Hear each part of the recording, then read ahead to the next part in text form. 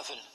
بعرف شيخ طريقة، يا أخي الطريقة الصوفية كتاب وسنة، الصوفية قال الله وقال رسول الله، الصوفية ما فيها بدع، أي بدعة بتدخل على الصوفية بنكبها ولا بنعترف عليها.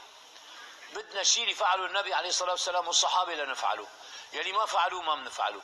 هلا بيتهمونا السلفية انه عبادين قبور، بيتهمونا اي نعم باشياء كثيرة كلها فزلكة وحكي فاضي.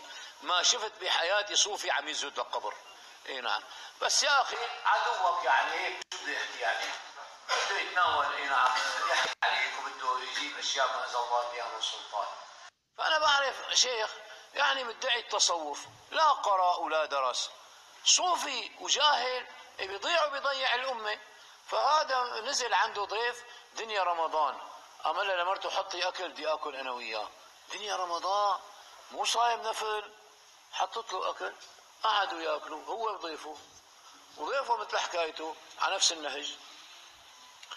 اجا واحد عم يسال عنه للشيخ، وينه الشيخ؟ تلبكت مرته، قالت له جوا. فات لو حاطين الصفرة ونازلين اي نعم قطعوا بلع. شو شيخنا؟ قال له اجى لعندي اخ من اخواني وزيارة الاخوة عيد، وبالعيد يحرم الصيام. اضرب في العيد يحرم الصيام. هذا شو هذا؟